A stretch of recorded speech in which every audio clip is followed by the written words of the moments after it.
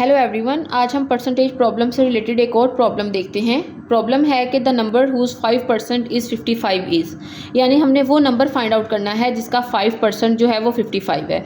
इस तरह के क्वेश्चंस को सॉल्व करने के लिए सबसे पहले हमने इक्वेशन डिज़ाइन करनी होती है। इक्वेशन बनाने का तरीका है कि the percentage of the base is the amount, means percentage of means multiply by base that is equal to the amount. Okay, अब हमारे क्वेश्चन में परसेंटेज क्या है 5%, बेस अमाउंट हमने फाइंड करनी है। वो नंबर जो हम फाइंड करना चाहते हैं वो मैं लेट कर लेती हूँ कि वो नंबर जो है वो x है। ठीक है, सो 5% multiply by x that is the amount, यानी कि उसका जो टोटल आएगा that is 55।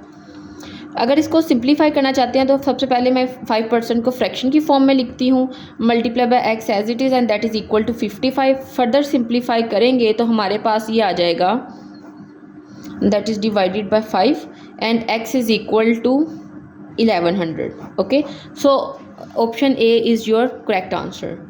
So in this way आप इस तरह के जो प्रॉब्लम्स हैं उनको सॉल्व कर सकते हैं। This is all about this lecture. Thank you so much.